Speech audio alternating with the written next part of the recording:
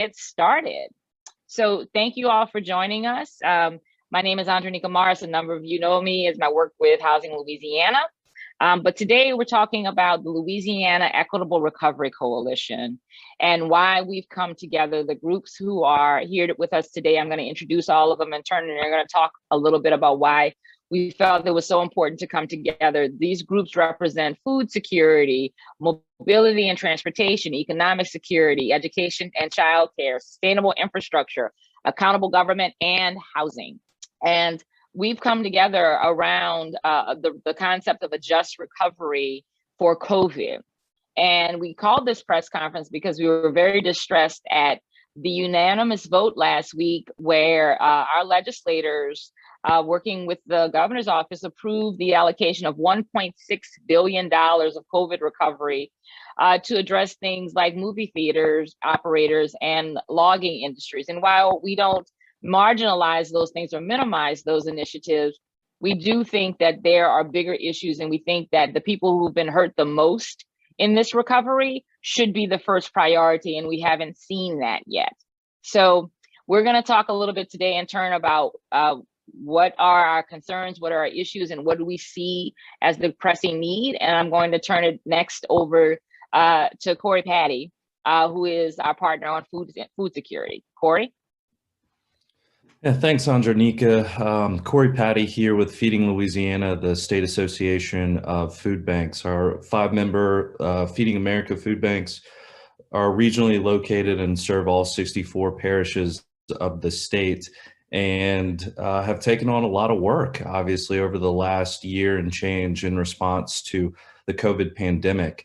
I think one of the things that we really have to start with in talking about food insecurity in Louisiana is that this is a longstanding issue. This is not something new that has popped up due to the pandemic. It is, like I said, a longstanding issue in the state that has only been exacerbated really by the pandemic. So, if we were having this conversation a little over a year ago, we would have talked about these 750-some thousand food insecure Louisianans that were trying to put food on their table, that weren't sure of where they would get their next meal, including 1 in 4 children, including 1 in 4 senior citizens, some of the highest rates of food insecurity among those vulnerable populations in the country. And those numbers have only grown over the last 14 months.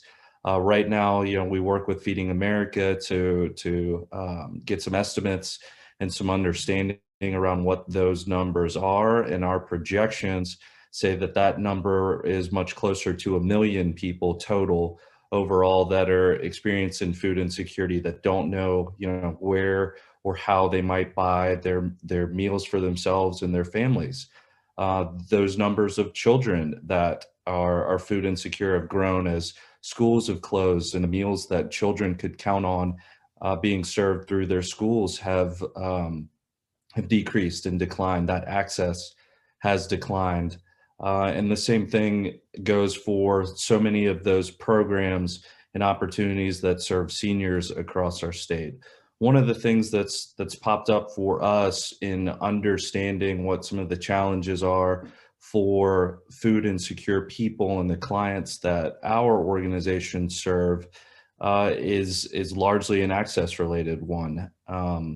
The importance of being able to reach people in rural areas, people who have transportation challenges, people who, for whatever reason, cannot get assistance through some of the established federal programs, largely SNAP and TFAP, trying to serve those populations and those groups of people has been a real challenge for us. So I think what we have talked about with our group and what needs to be highlighted here is the importance of the state making an investment in addressing food insecurity, addressing that foundational critical need of folks that has not been yet met at this point. We've seen a federal response that allocated more assistance to USDA commodities, increasing SNAP benefits, but for a state like Louisiana, which again has led the country, or trailed the country really, in making sure that the foundational things that its citizens need in terms of food and nutrition and resources and outcomes related to those things has not made a real commitment or financial investment from the legislative or administrative levels. I think speaks volumes to our priorities, and unfortunately represents that those things are misplaced at this point. So our ask has been to those decision makers and those policy makers to understand the barriers that food insecure people across the state are facing, recognizing that there are opportunities to allocate these dollars and these resources to providing the things that they need, providing food, providing for the infrastructure and supplies that make food distribution and access to food easier for hungry Louisianans. And the models are out there. What we've seen across the country is a number of states, state legislatures,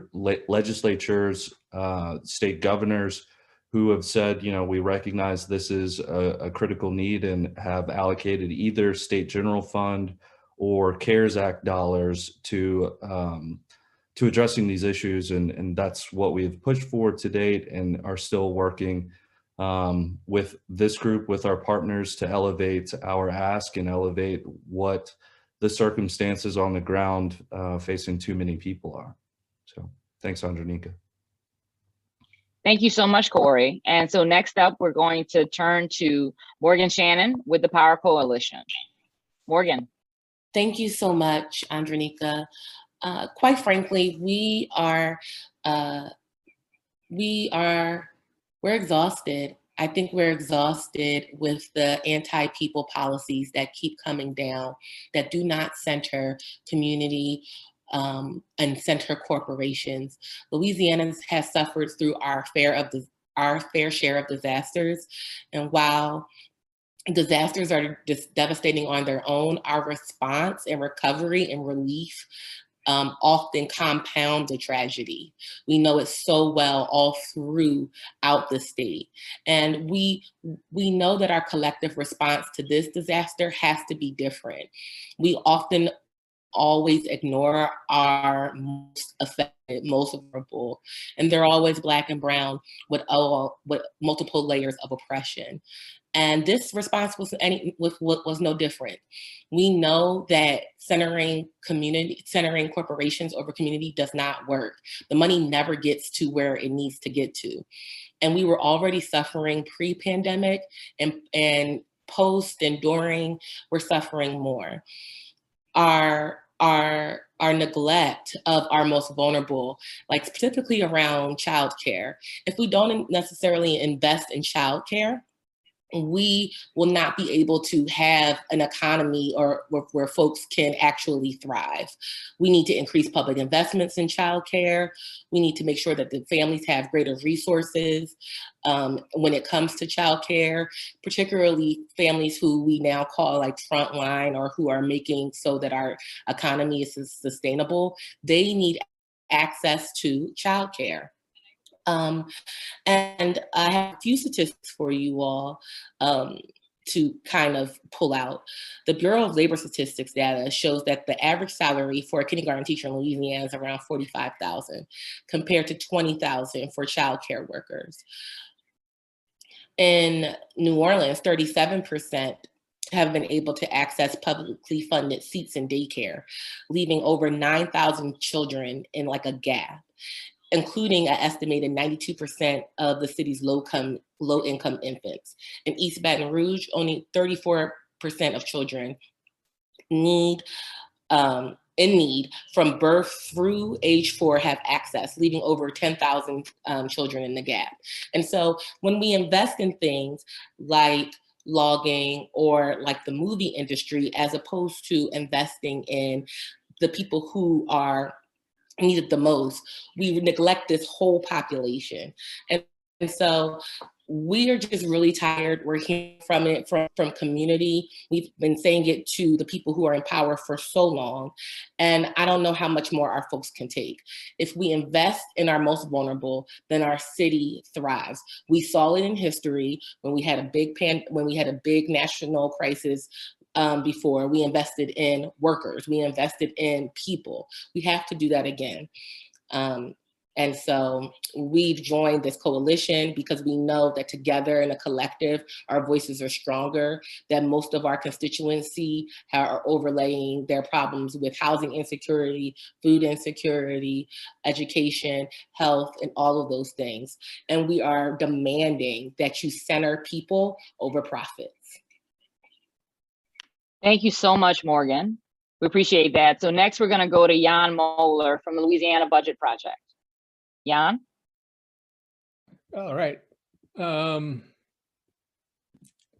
right. Just wanted to make sure I'm unmuted, and thank you, Andronika, and everybody who's been on this. I think if we can zoom out for a little bit, we all know that the pandemic has taken a disproportionate toll in Louisiana on low-income communities, on Black and Brown communities.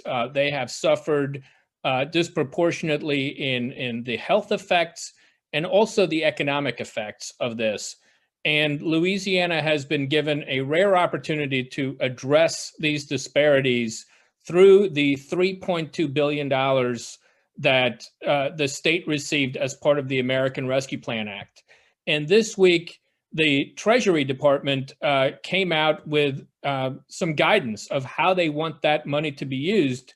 And if you look through that guidance, the Treasury Department, which is in charge of interpreting the law, the American Rescue Plan Act, makes it very clear that they intend for these dollars to go to the people and the communities who were most affected by COVID, both in the health aspects and the economic aspects. And so they even said, and I'm quoting from the Treasury guidance, they said, we want this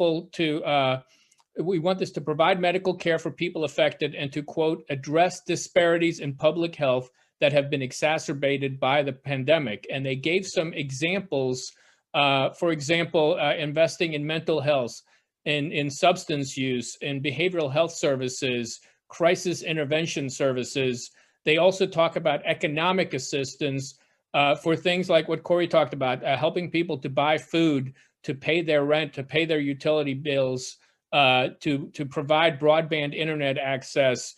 It also can include some basic things like cash assistance, legal aid to help people avoid eviction, job training, and things like helping small businesses and industries that have been affected by the pandemic. Here in Louisiana, while a lot of the rest of the country is really starting to get back on its feet, we have an economy that is largely grounded in tourism and energy extraction. And those are two industries that haven't come back as fast as other industry sectors. Now, I want to be clear that I don't think everything that is in the supplemental spending bill that made it out of the House is bad. There's a lot of good things in there. I think our complaint is that there's not enough going to address the very fundamental and basic needs in the communities and the people who've been hurt most by the pandemic. And so that's why we came together in this group. We've been talking together, we've been working together to try to address these disparities. We are asking policymakers to take them into account when they distribute this, because this is a chance that we're not going to get again as a state. $3.2 billion is a lot of money. It's temporary money. It's not going to last forever. So we need to be very mindful of the fact that the investments we make now in affected communities, in affected people to address disparities, need to be the kind of investments that can pay off for a long time and really help people, help lift people up.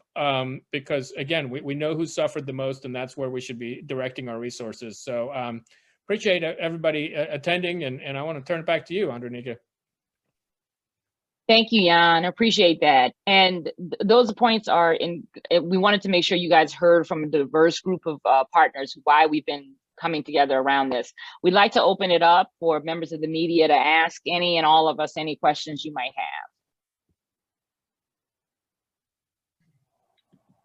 have. This is Aubrey Killian at WDSU. I hope y'all are doing well, and I appreciate y'all hosting this.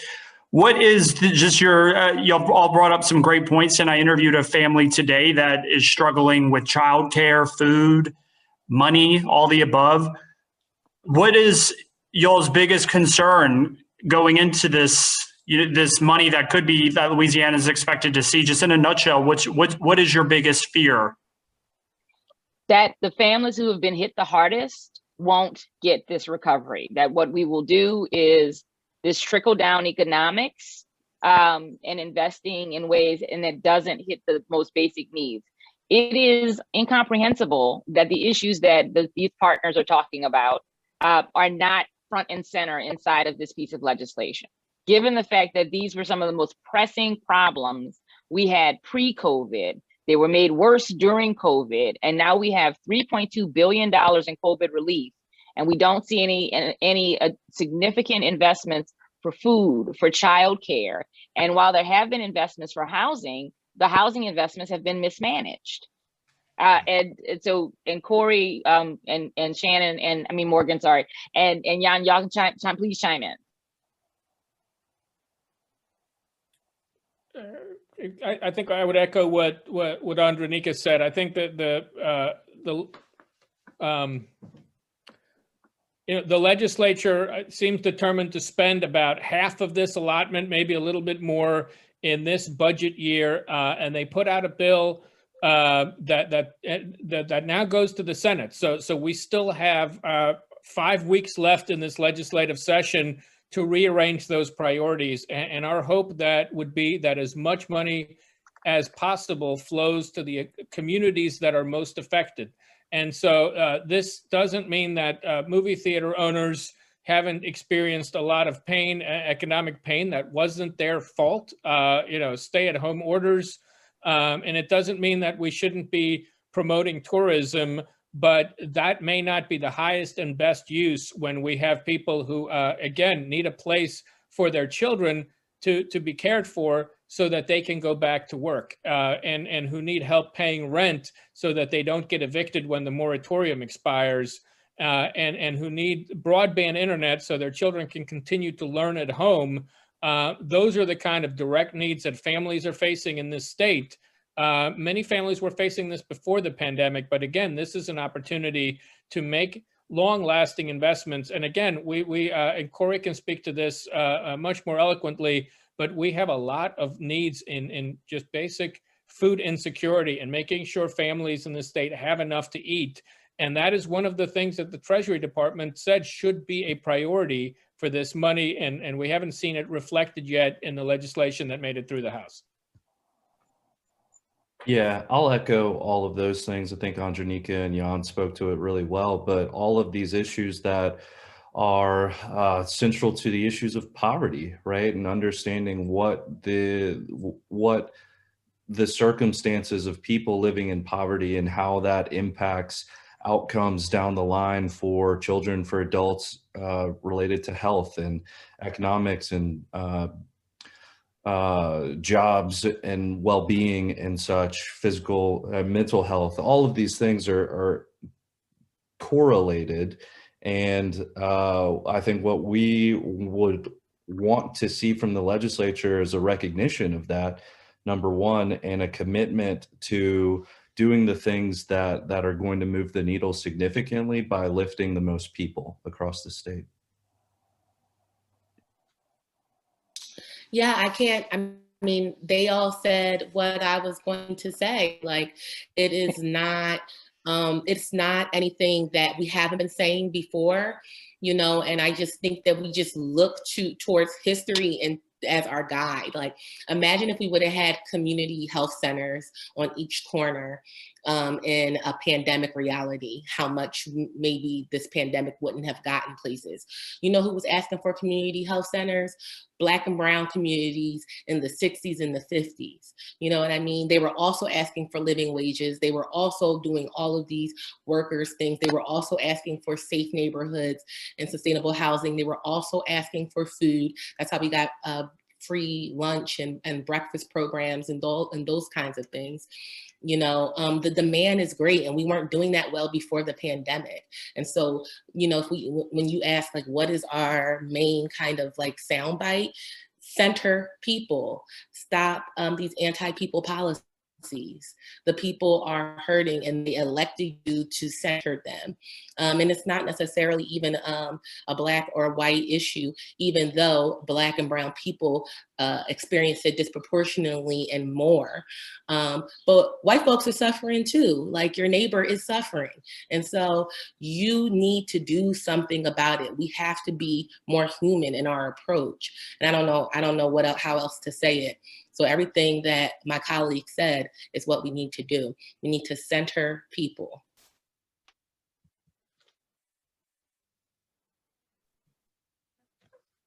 Thank you for that question. Obviously, that gave us a lot of responses, Aubrey. Any other questions from any of the other media outlets, reporters?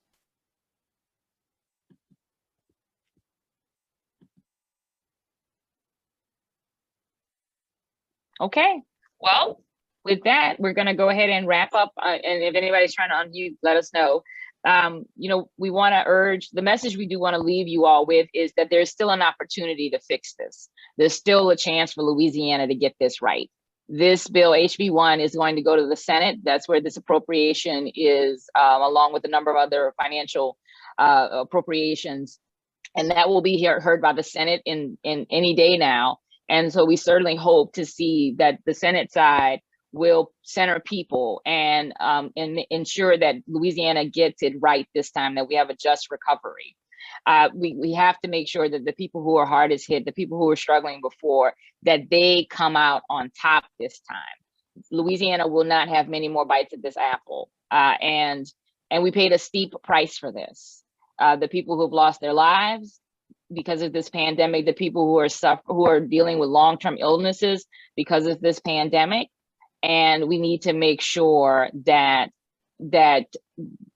we can make sure that people are better situated for the next time something happens, be it a polar vortex, be it another hurricane, or God forbid, another pandemic. So thank you.